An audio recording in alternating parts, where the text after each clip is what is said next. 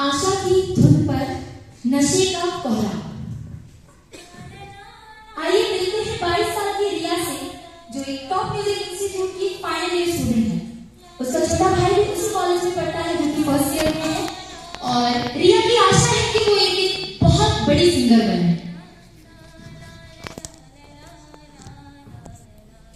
देखते हैं अब रिया का क्या होता है।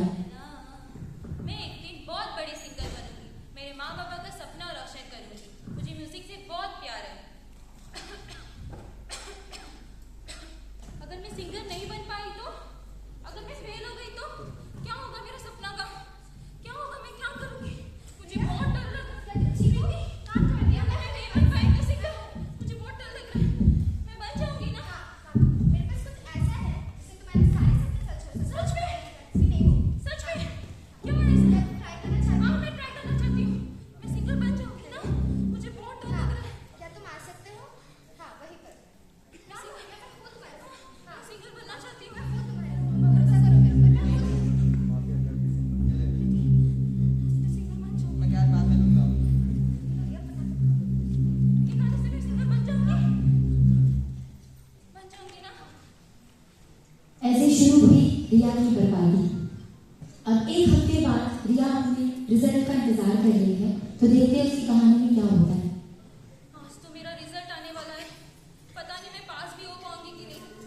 अनुष्का मैम को मेरा गाना भी पसंद नहीं आया। मैं फेल हो गई तो प्रीति को कॉल करना है। किसी का फोन क्यों नहीं उठाती है? इसका बैग में कुछ तो नहीं। मिल गया। हाँ।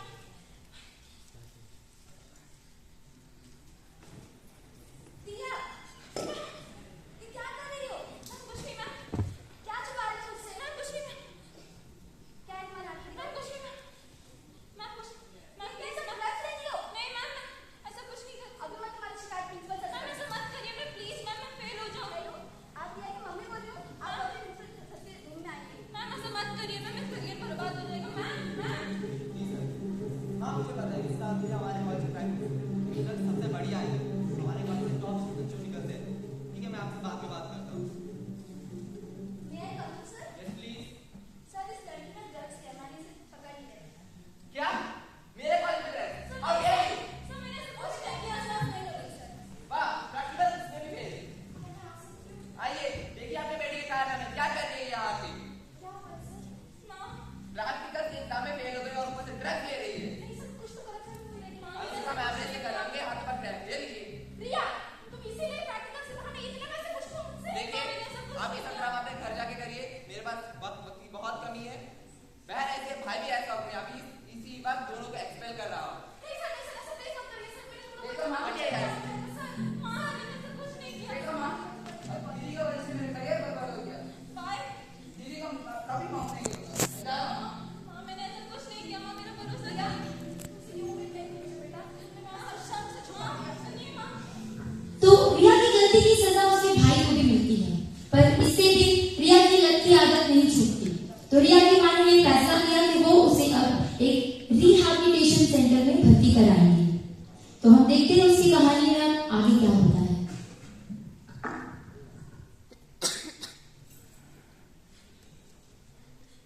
माँ मुझे यहाँ नहीं रहना है। माँ मुझे साथ लेके जाइए। क्या तुमने टैबलेट लिया? नहीं मुझे टैबलेट नहीं चाहिए। वैसे ये इतने वक्त तुमने याद किया था? माँ मुझे सर, नहीं, आइए मेरे साथ। माँ मुझे साथ लेके जाइए। माँ प्लीज। माँ मत जाइए।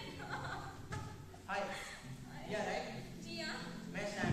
क्या मैं जान सकता हूँ आप यहाँ पे कैसे आई है?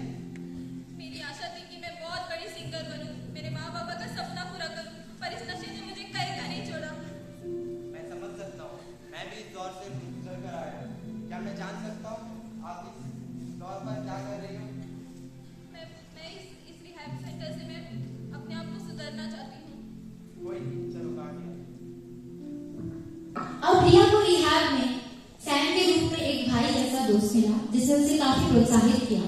देखते ही देखते 2 साल बीत गया, लेकिन इन्हीं 2 सालों में रिया ने कठोर परिश्रम किया ताकि उस नशे की लत से वो खुद को निकाल सके।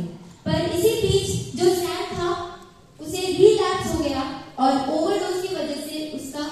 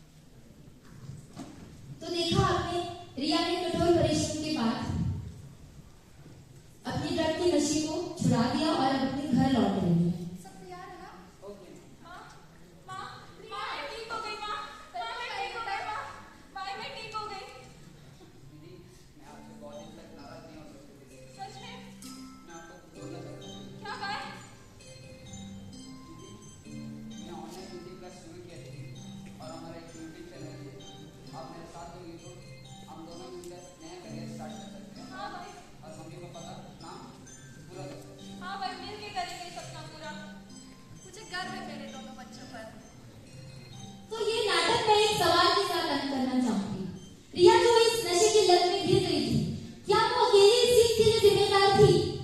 प्रीति, उसकी सबसे अच्छी दोस्त, जिसने उसे इस नशे में धकेला। वो ड्रग पेडलर जो रिया जैसे कितने ही मासूम युवाओं की जिंदगी बर्बाद करता है ऐसे ड्रग्स की सप्लाई करके। वो म्यूजिक टीचर जो थोड़ी सपोर्टिव हो सकती थी, बच्ची को समझाती, पर नहीं, उसने उसका कंप्लेन किया। वो प्रिंसिपल चाहता तो उस बच्ची को एक और मौका देता, काउंसलिंग देता, पर नहीं, उसने उसके साथ साथ उसके भाई को भी एक्सपेल कर दिया। लेकिन ऐसे नेगेटिव कैरेक्टर्स के अलावा हमारे लाइफ में सैम जैसे लोग भी होते हैं, जिसकी जिंदगी खुद ड्रग्स से बर्बाद हो गई थी। इनफैक्ट उसका देहांत भी हो गया आगे करके, लेकिन जाते जाते उसने रिया को प्रोत्साहित किया, इस दलदल से निकलने में उसकी सहायता की। वो डॉक्टर जो रिहैबिलिटेशन में बहुत स्ट्रिक्ट थी रिया के साथ, लेकिन उसी स्ट्रिक्टनेस के साथ उसने उसकी मदद की ताकि वो इस सिचुएशन से खुद को बाहर निकाल सके। और अंत में जो सबसे इम्पोर्टेंट कड़ी होती है हमारी फैमिली, रिया की माँ जो सिंगल मदर थी और रिया का छोटा भाई जो रिया की वजह से जिसका करियर बर्बाद हो चुका था, पर दोनों ने रिया का साथ नहीं छोड़ा, उसको रिहाब में डाला, 2 साल तक उसका इंतजार किया। आने के पहले उसके भाई ने उसके लिए भी कुछ बंदोबस्त करके रखा ताकि दोनों अपने करियर की शुरुआत कर सके। तो फैमिली जो है हमारी बहुत स्ट्रॉन्ग कड़ी होती है। तो अंत में मैं ये कहना चाहूंगी, नशे के अंधकार से निकलकर आशा की किरण की ओर बढ़ते हुए हम अपना ये स्किट यहीं पे समाप्त करते हैं।